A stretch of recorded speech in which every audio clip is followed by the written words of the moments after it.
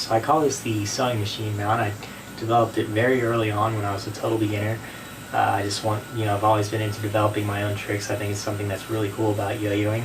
It feels very intuitive, so I assume somebody's probably done it before, but I don't know for sure. I just call it the sewing machine mount.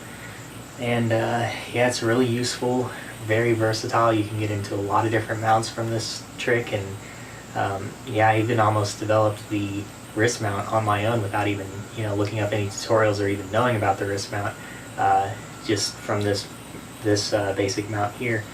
So the reason I call it the sewing machine mount is actually because the trick that I actually developed early on was this, just hopping off to the right and repeatedly getting into what I call now the sewing machine mount. And to me this sounded like a sewing machine as I was performing the trick, so that's the name, sewing machine mount. It's actually a second variant of the trick in which you incorporate a pinwheel, or as many pinwheels as you'd like, and again, it's a repeater. It's just a fun little beginner trick, super easy to do.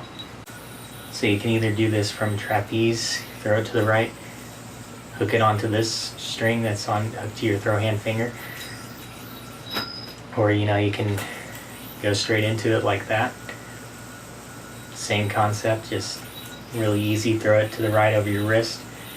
If you really need help with it, you can just bring your non-throw hand down and hook it under the yo-yo. But you really want to be able to kind of like swing into it like that. It's just going to look more clean that way. But yeah, it's real easy to get into, real basic beginner trick, beginner mount. So yeah, it's actually really useful because of the multiple mounts you can get to from this mount. You can go ahead and just roll right into a wrist mount. You just roll it like you would any other wrist mount element, I guess. You just go from the sewing machine mount, just roll it right over your finger onto the bottom string, right into a wrist mount. The other mounts you can get to, obviously, if you noticed in the sewing machine trick, if you just drop your hand down, it goes right back into a trapeze, and then you can remount it, or you can just go from there. The other mount you can get to from this mount is you can actually just hold out your finger and drop down the string, and you're in this like speed combo mount, where you can get even further complexity from there. So it really lends to a lot of different tricks and things, and it's really easy to get started, and especially if you haven't learned the wrist mount yet. I find that this is a lot easier than trying to getting to the wrist mount from here is a lot easier than trying to just go directly into it from a trapeze. It's a little bit more complex, I suppose.